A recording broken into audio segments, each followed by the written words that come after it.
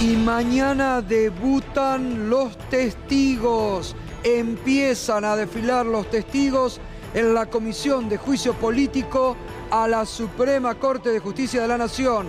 Ariel Sack, quienes ya han confirmado su presencia en esta comisión.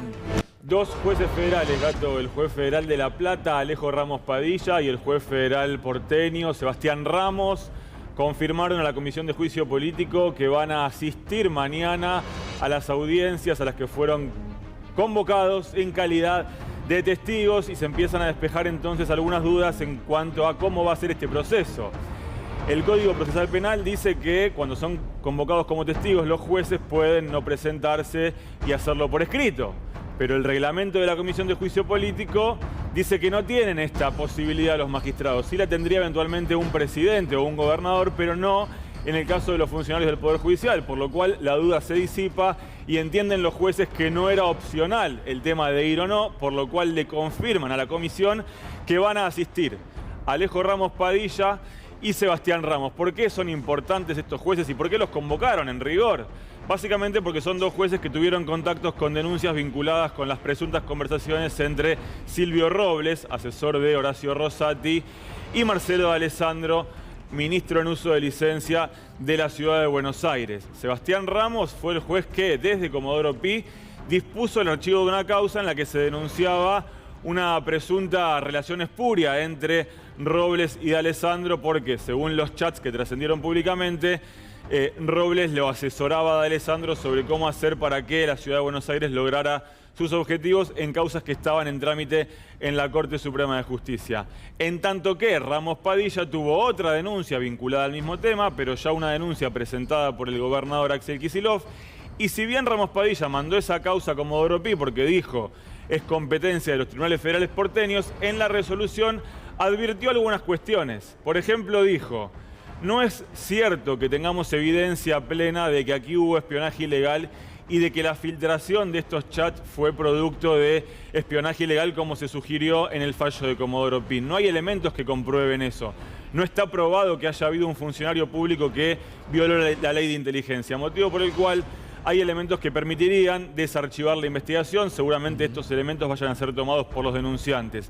Además, dijo en su momento Ramos Padilla: en estas causas están en pugna intereses que son de las provincias, de la Ciudad de Buenos Aires, eventualmente también del Gobierno Nacional.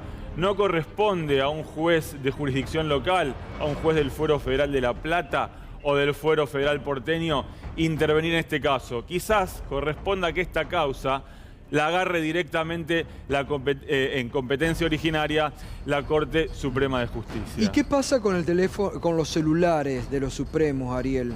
Hay una discusión en el Congreso, en la Comisión de Juicio Político, sobre si se le puede pedir a la DAJUDECO, que es una oficina que depende de la Corte Suprema de Justicia, que haga un entrecruzamiento de llamados entre Robles y D'Alessandro.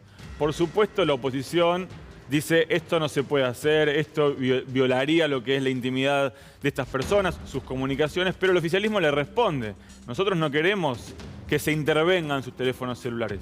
No queremos acceder al contenido de sus conversaciones. Ahora, lo que queremos es un relevamiento formal, claro, de sus comunicaciones. Te hago una consulta. La famosa comunicación que Majul había encontrado trotando en los bosques de Palermo.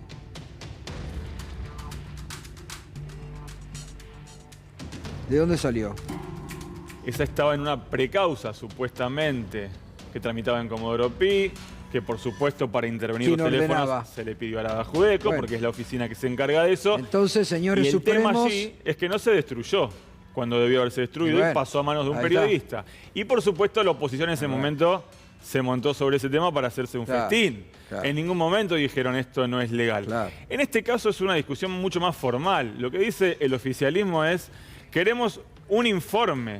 Esto es una medida informativa para saber si había comunicaciones entre ellos. No estamos de ninguna manera pidiendo intervención de ningún teléfono, porque para eso sí habría que pedirle permiso a un juez. Bueno, a mí lo que me dicen es que mañana desde el Congreso se le va finalmente, con un voto mayoritario del oficialismo, a librar oficio a la DAJUDECO para que haga un informe acerca de las eventuales comunicaciones entre Marcelo D'Alessandro, repito, ministro de Justicia y Seguridad en uso de licencia de la Ciudad de Buenos Aires, y Silvio Robles. Lo que quiere saber el oficialismo, lo que quiere saber el Frente de Todos, es si estas dos personas tenían una relación frecuente, una comunicación frecuente que eventualmente estuviese más nutrida en épocas en las cuales la Ciudad de Buenos Aires estaba disputando en el terreno de la Corte Suprema temas como la coparticipación federal o, cuando no, la integración del Consejo de la Magistratura. Gracias, Ariel. Mañana, bueno, amplio despliegue porque va a estar a partir de este jueves para alquilar balcones, porque se empieza a desnudar, a destapar la olla de lo que pasaba puertas adentro de la Suprema Corte de Justicia de la Nación. Como nadie te lo va a mostrar, toda la información la vas a tener aquí en Minuto.